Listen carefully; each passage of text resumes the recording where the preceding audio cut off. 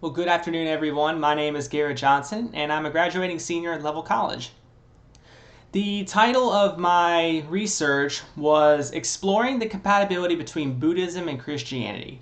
I researched this topic primarily because I knew little to nothing about Buddhism, and I just really wanted to learn more about the religion.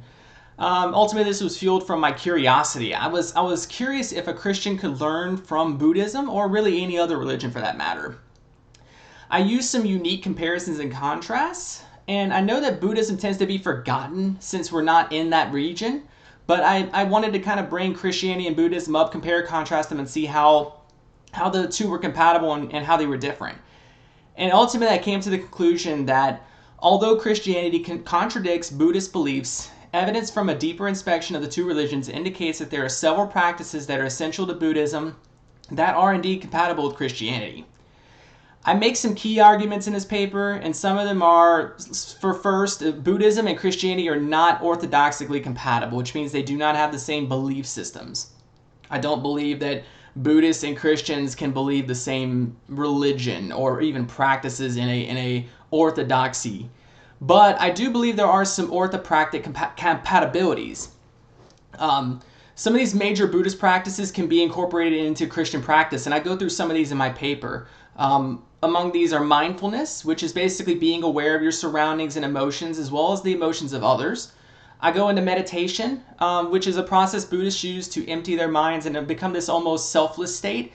Christians can use this meditation process to become to allow the cognitive aspects of studying God's word to penetrate into our hearts, and then that will allow us to do what God has called us to do. I also cover self-emptiness, which is the process of self-emptying ourselves to become more like Christ. I also cover briefly the subjects of awareness, compassion, suffering, and becoming. I mention awareness, which is like being mindful to the self. Compassion is just being compassionate towards others and yourself. And suffering I cover, which allows us to be more compassionate, and becoming the process of the sanctification of becoming more like our God. And I believe that Christians should learn more about other religions, not only just for their practices, but so they can also be a better evangelical witness. And in critiquing my own paper, I found a few strengths and weaknesses with my paper. Some primary strengths are that I feel like I was very practical instead of being more on the philosophy side. I believe there are philosophical moments to my paper, but I felt I kept the paper pretty understandable for even a layman's term to understand how Buddhists and Christians can be compared and how a Christian could share their faith with a Buddhist. I also do a good job of providing biblical evidence for these Buddhist principles being utilized in a Christian framework. Now, I did find some weaknesses with my paper too.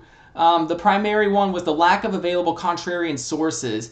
I'm not sure if this is because my thesis was more common knowledge than anticipated, but I tend to think it was more on the line that there's not enough discussion being had on this subject. And many of the scholars and sources that I was referencing in my paper, many of them said that there were not a lot of conversations being had, but they are starting to grow, so that's a positive.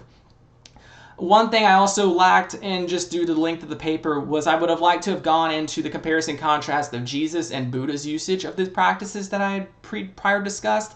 But that subject alone could have been its own paper, so I'm not too sad about that.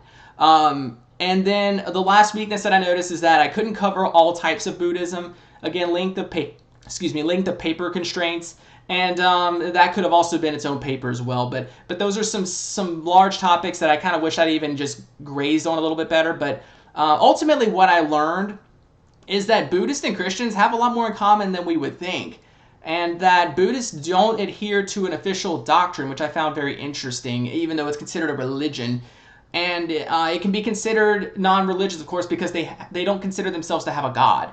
And one can also practice these Buddhist rituals without adhering to the spiritual aspect of the said religion. And even Buddhists admit that, yeah, Christians can pick up the practices of Buddhism without actually being a Buddhist. And then Christians should also practice these Buddhist practices not only to enrich one's life with God, but to also form those bonds for the evangelic witness. I think that will ultimately help us to be more well-rounded Christians and help us to reach the world for a lost and dying cause. And that is the title of my paper. Again, that is Exploring the Compatibility Between Buddhism and Christianity. I thank you all for watching.